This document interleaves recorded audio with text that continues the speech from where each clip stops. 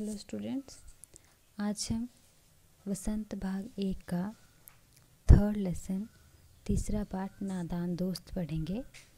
तो चलिए शुरू करते हैं। केशव के घर कार्निस के ऊपर एक चिड़िया ने अंडे दिए थे। केशव और उसकी बहन श्यामा दोनों बड़े ध्यान से चिड़िया को वहां आते जाते देखा करते। सवेरे दोनों आंखें मलते कार्निस के सामने पहुंच जाते और चिड़ा और चिड़िया दोनों को वहाँ बैठा पाते। ठीक है, तो क्या है, केशव है एक बच्चा, उसके घर पे कार्निस के ऊपर एक चिड़िया ने अंडे दिए थे। तो केशव और उसकी बहन को थी श्यामा, तो वो रोज़ देखते थे चिड़िया को, बड़े ध्यान से आते जाते कि आ रही है चिड़िया अपने घोंसले में और जा रही है, ऐसा देखते रहते थे। ठीक है, सुबह दोनों आंखें मलते, मतलब कि सुबह उठते ही जैसे बच्चे उठते हैं फिर आंख मलते हैं अपनी, तो ऐसे आंखें मलते मलते वो कार्निस के सामने पहुंच जाते और देखते कि चिड़ा और चिड़िया वहीं बैठे हैं। उनको देखने में दोनों बच्चों को ना मालूम क्या मज़ा मिलता। दूध और जलेबी की सुध भी न रहती थी। मतलब उन बच्चों को बड़ा मज़ा आता था उनको देखने में, इतने मगन हो जाते थे उसको देखने में कि दूध पीना है, जलेबी खानी है, ये सब भी भूल जाते थे। दोनों के दिल में तरह तरह के सवाल उठते।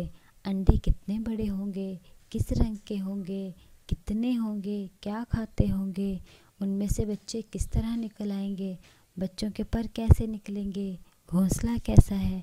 तो ये सारे सवाल जो हैं बच्चों के मन में चले रहते थे, लेकिन इन बातों का जवाब देने वाला कोई नहीं था। लेकिन वो किसको पूछते, वो किसी को पूछते नहीं थे, बस वो बच्चे आपस में सोचते रहते थे कि क्या होगा, कैसे होगा।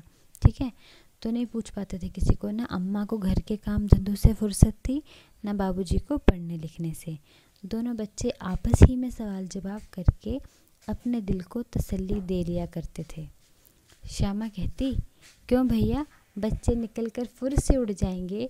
तो वो श्यामा क्या पूछती थी अपने भाई को, क्योंकि वो पेरेंट्स तो बिजी थे। तो श्यामा अपने भाई को पूछती थी कि भैया कैसे होगा, ये बच्चे एकदम निकल के फुर से उड़ जाएंगे। तो केशव विद्वानों जैसे गर्व से कहता, केशव बड़ा भाई था ना, तो वो सोचता था कि मैं तो बड़ा इंटेलिजेंट हूँ, इससे मेरे को पूछ रही है। वो बड़े गर्व से कहता, नहीं री पगली, पहले पर निकलेंगे, बगैर परों के बेचारे कैसे उड़ेंगे। कि नहीं रे पागल, पहले तो इसके पर मीन्स पंख, पंख निकलेंगे, बिना पंखों के वो कैसे उड़ेंगे। तो श्यामा बोलती, बच्चों को क्या खिलाएगी बेचारी, कि अब चिड़िया जब बच्चों के पर निकल आएंगे फिर वो खाएंगे क्या, चिड़िया क्या खिलाएगी। केशव इस पेचीदा सवाल का जवाब कुछ ना दे सकता था।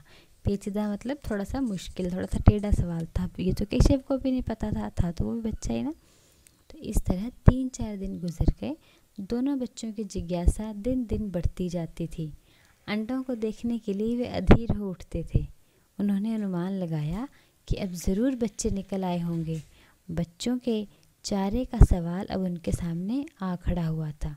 काफ़ी दिन निकल गए ना, तो अब उनको लगा अब तो ज़रूर आगे होंगे बच्चे, जो हैं अंडों से बाहर आगे होंगे। अब वो क्या खाएंगे, तो वो ये सोचते रहते थे। चिड़िया बेचारी इतना दाना कहाँ पाएगी, उस चिड़िया को इतना दाना कहाँ से मिलेगा। बच्चे ये सोचते थे कि अब कि जब अंडों से बाहर आ गए हैं तो चिड़िया इतना कहाँ से लेके आएगी दाना। ठीक है, तो वो हमेशा ये सोचते थे कि चिड़िया इतना कहाँ से लेके आएगी और कि सारे बच्चों का पेट भर सके, क्योंकि एक नहीं था ना, वहाँ ज़्यादा अंडे थे, कि इतना दाना कहाँ से लाएगी कि सारे बच्चों का पेट भर सके। गरीब बच्चे भूख के मारे चूं चूं करके मर जाएंगे, ऐसा बच्चे सोचते थे। वो कौन, केशव और श्यामा। इस मुसीबत का अंदाज़ा करके दोनों घबरा उठे। दोनों ने फैसला किया कि कार्निस पर थोड़ा सा दाना रख दिया जाए, कि जहाँ उनका घोंसला है, जहाँ अंडे दिए हम थोड़ा थोड़ा दाना रख देंगे, ताकि वो बच्चे भूखे ना मरें। और चिड़िया कहाँ ढूंढ ढूंढ के लाएगी इनके लिए दाने चुग के, तो हम खुद ही वहाँ रख दिया करेंगे। श्यामा खुश होकर बोली, तब तो चिड़िया को चारे के लिए कहीं उड़ कर न जाना पड़ेगा ना, कि मतलब अब तो नहीं जाना पड़ेगा, हम तो खुद रख देंगे। फिर केशव ने बोला, नहीं तब क्यों जाएगी, क्यों भैया, बच्चों को धूप न लगती होगी। केशव का ध्यान इस तकलीफ़ की तरफ ना गया था, है ना। उन्होंने सोचा, अरे हाँ, तुमने सोचा ही नहीं, बच्चों को धूप भी लगेगी। तो फिर केशव ने बोला, ज़रूर तकलीफ़ हो रही होगी, बेचारे प्यास के मारे तड़पते होंगे। ऊपर छाया भी तो कोई नहीं है ना, वो कार्निस के ऊपर थे, छत पे ऊपर, तो वहाँ कोई छाया नहीं थी। तो उनको लगा, आखिर यही फैसला हुआ कि घोंसले के ऊपर कपड़े की छत बना देनी चाहिए, पानी की प्याली और थोड़े से चावल रख देने का प्रस्ताव भी स्वीकृत हो गया। बच्चों ने आपस में सलाह की कि हम क्या करेंगे, ऊपर एक कपड़े की छत भी डाल देंगे, पानी की प्याली रख देंगे और चावल भी रख देंगे। दोनों बच्चे बड़े चाव से काम करने लगे। श्यामा माँ की आंख बचाकर मटके से चावल निकाल लाई। केशव ने पत्थर की प्याली का तेल चुपके से ज़मीन पर गिरा दिया और उसे खूब साफ करके उसमें पानी भरा। तो क्या हुआ, दोनों बच्चे लगे कि हाँ अब हम इनके लिए दाना वगैरह रखेंगे। तो श्यामा ने क्या किया, अपनी माँ से चोरी छिपे मटके से चावल के दाने निकाल लिए, जहाँ चावल रखे थे वहाँ से निकाल लिए। और केशव ने क्या किया, एक पत्थर की प्याली थी उनके घर में, उसमें तेल था, वो चुपचाप नीचे गिरा दिया और उसको साफ वगैरह करके उस प्याली को, उस कटोरे टाइप को, और उसमें पानी भर के रख दिया। अब चांदनी के लिए कपड़ा कहाँ से आए, उन्होंने सोचा था ना कि ऊपर कपड़ा डाल देंगे। फिर ऊपर बगैर छड़ियों के कपड़ा ठहरेगा कैसे, और छड़ियाँ खड़ी कैसे होंगी। अब कपड़ा लटकाना है ऊपर, जैसे कि हम टेंट वगैरह लगाते हैं शादियों में, तो डंडे लगते हैं साथ में, है ना। तो अब वो सोच रहे हैं कि हम कैसे लगाएंगे, और उसके लिए डंडे लगाएंगे तो वो डंडे टिकेंगे कैसे, ये भी बच्चों को मुसीबत थी। तो केशव बड़ी देर तक इस उधेड़ बुन में रहा। आखिरकार उसने यह मुश्किल भी हल कर दी। काफ़ी टाइम तक वो सोचता रहा, उसका बड़ा भाई केशव, फिर उसने वो मुश्किल भी हल कर दी। कैसे? श्यामा से बोला, जाकर कूड़ा फेंकने वाली टोकरी उठा लाओ, अम्मा जी को मत दिखाना कि जाओ और जिसमें हम कूड़ा फेंकते हैं वो वाली टोकरी उठा लो, लेकिन माँ को मत बताना। श्यामा बोलती, वह तो बीच से फटी हुई है, उसमें से धूप ना जाएगी। कह रहे वो टोकरी तो फटी हुई है बीच में से, फिर धूप चली जाएगी, फिर क्या फ़ायदा। तो केशव ने झुंझलाकर कहा, तो टोकरी तो ला, मैं उसका सुराख बंद करने की कोई हिकमत निकालूंगा। उसने बोला, अरे यार तू टोकरी तो ला, ज़्यादा टेंशन ना ले, तो टोकरी तो ला, मैं खुद ही उसका सुराख बंद करने का मैं कोई तरीका ढूंढ लूँगा। अच्छा, फिर क्या हुआ, श्यामा दौड़कर टोकरी उठा लाई। श्यामा ने क्या किया, ठीक है भैया जैसा आप बोलते हो, तो वो टोकरी उठा के ले आई।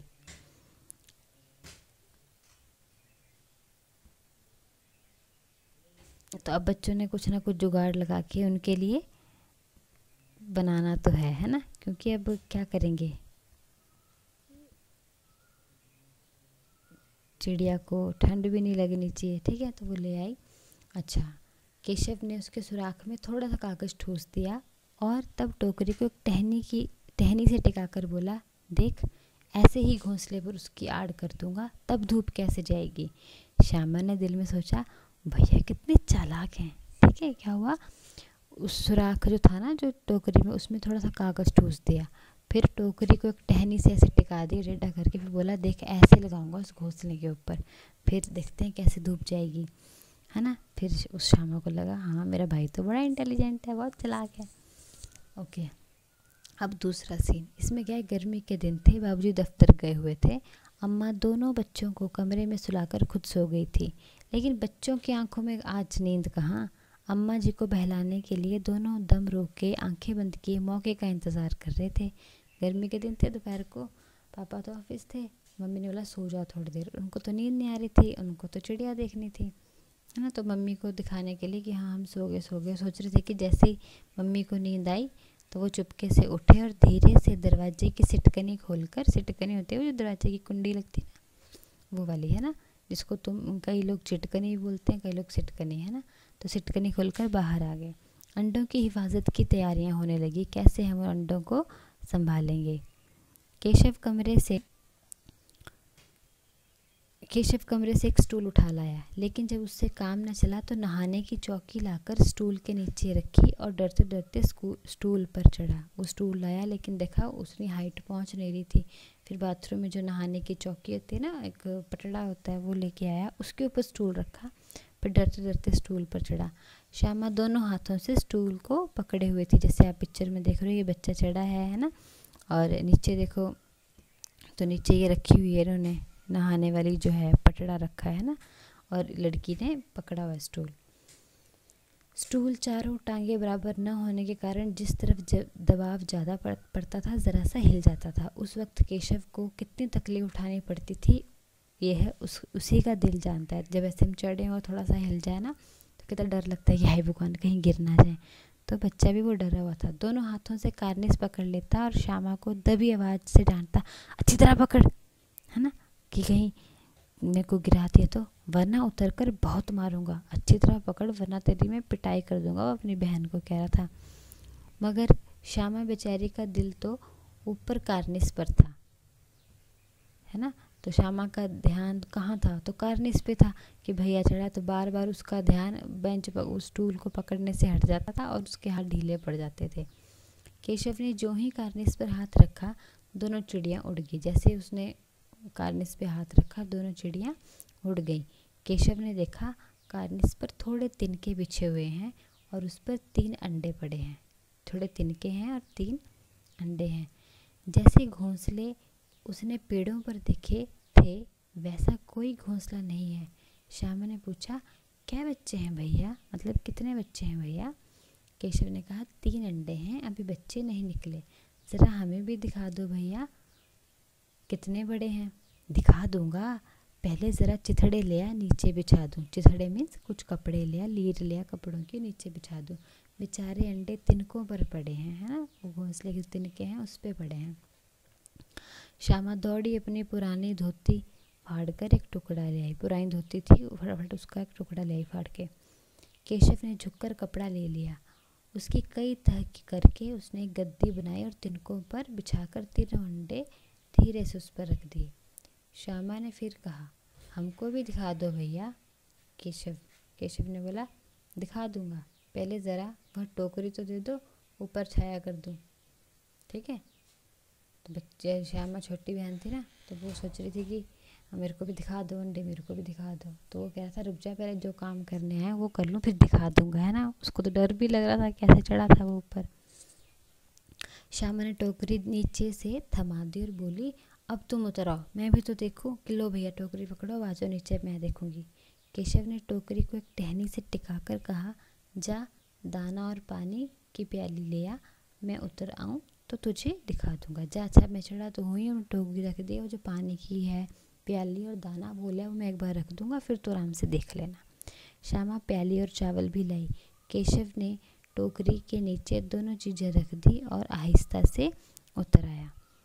श्यामा ने गिड़गिड़ा कर कहा, अब हमको भी चढ़ा दो भैया। तो केशव ने बोला, तू गिर पड़ेगी। ना गिरूंगी भैया, तुम नीचे से पकड़े रहना। ना भैया, कहीं तो गिरा पड़ी तो अम्मा जी मेरी चटनी ही कर डालेंगी कि क्या कर रहे थे तुम दोनों, है ना, फिर तो बड़े बच्चे को डांट पड़नी थी। कहेंगी कि तूने ही चढ़ाया था, क्या करेगी देखकर, अब अंडे आराम से हैं, जब बच्चे निकलेंगे तो उनको पालेंगे। तो उसने बोला कि मेरे को डांट पड़ेगी कि तू चढ़ा रहा था, तू बड़ा भाई है, तेरे को ध्यान रखना चाहिए था ना, मम्मी ने तो डांटना था। तो अभी क्या करेगी, अभी अंडे ही तो हैं, जब बच्चे निकलेंगे ना तब देख लेना। दोनों चिड़ियाँ बार बार कार्निस पे आती थी और बगैर बैठे ही उड़ जाती थी। केशव ने सोचा, हम लोगों से डर के नहीं बैठती, स्टूल उठाकर कमरे में रखाया, चौकी जहाँ की थी वहाँ रख दी।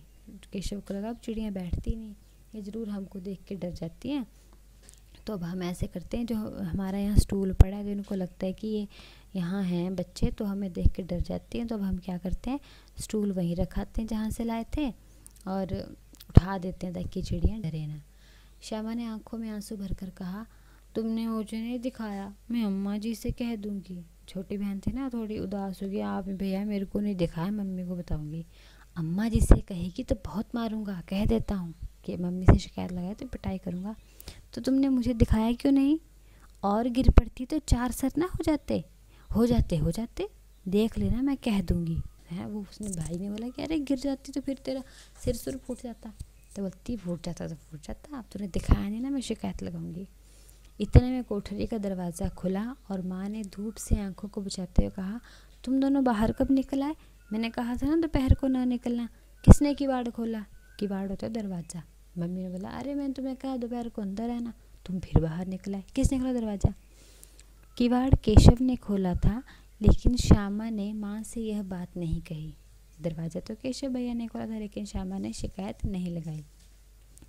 उसे डर लगा कि भैया पिट जाएंगे। केशव दिल में कांप रहा था कि श्यामा कह न दे, अंडे न दिखाए थे, अब इससे उसको श्यामा पर विश्वास न था। केशव को तो डर था कि अगर श्यामा ने मेरी शिकायत नहीं लगानी चाहिए, क्योंकि मैंने इसको अंडे नहीं दिखाए, ये बोल भी रही थी कि तेरी शिकायत लगाऊंगी। श्यामा सिर्फ मोहब्बत के मारे चुप थी, या इस कसूर में हिस्सेदार होने की वजह से इसका फैसला नहीं किया जा सकता। शायद दोनों ही बातें थी। श्यामा क्यों चुप थी?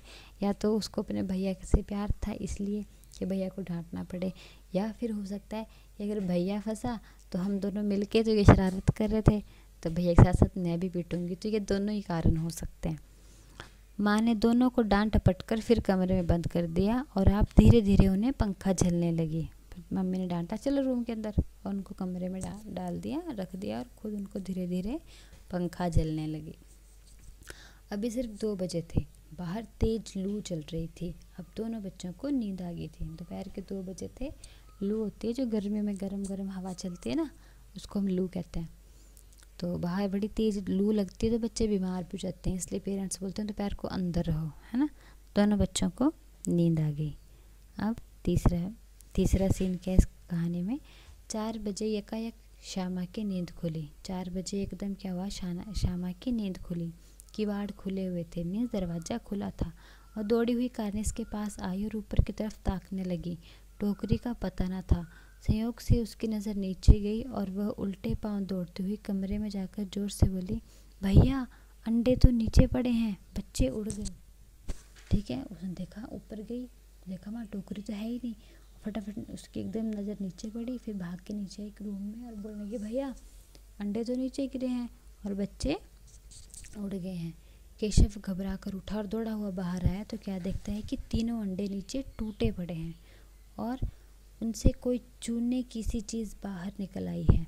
पानी की प्याली भी एक तरफ टूटी पड़ी है कि वो जो अंडे थे वो नीचे आ गए और उसमें से कोई चूने सी चीज़, मतलब वाइट कलर की कोई चीज़ निकल रही थी और कुछ भी नहीं था वहाँ साइड पे, है ना। बच्चे तो थे नहीं। उसके चेहरे का रंग उड़ गया। सेमी हुई आंखों से ज़मीन की तरफ देखने लगा। बेचारा बच्चा घबरा गया, उसका रंग उड़ गया, हैरान हो गया और ज़मीन की तरफ देखने लगा। श्यामा ने पूछा, बच्चे कहाँ उड़ गए भैया? श्यामा ने तो पूछा, भैया आप बताओ बच्चे कहाँ चले गए? हमने तो यहीं उनको टोकरी वगैरह दी थी।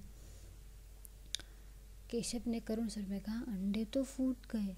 उसने करुण में मतलब थोड़ी दुखी हुई कहा, अंडे तो फूट गए और बच्चे कहाँ गए? तेरे सर में देखती नहीं है, अंडों में से उजला उजला पानी निकल आया है, वही तो 2-4 दिनों में बच्चे बन जाते। उसने बोला, अरे अंडे कहाँ गए? ये जो पानी निकल रहा है सफ़ेद रंग का, यही तो इन्होंने तो बच्चे बनना था, पानी तो निकल गया। तो अब माँ ने सोटी हाथ में लिए पूछा, तुम दोनों वहाँ धूप में क्या कर रहे हो? श्यामा ने कहा, अम्मा जी चिड़िया के अंडे टूटे पड़े हैं। माँ ने आकर टूटे अंडों को देखा और गुस्से से बोली, तुम लोगों ने अंडों को छुआ होगा।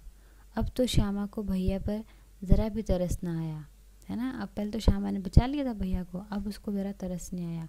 उसी ने शायद अंडों को इस तरह रख दिया कि वह नीचे गिर पड़े, क्योंकि श्यामा ने सोचा भैया ने उठा के उस कपड़े पे रखे थे ना, तो उसने टेढ़े फेढ़े रख दिए थोड़े से ताकि वो अंडे गिर गए, भैया ने ध्यान से नहीं रखे।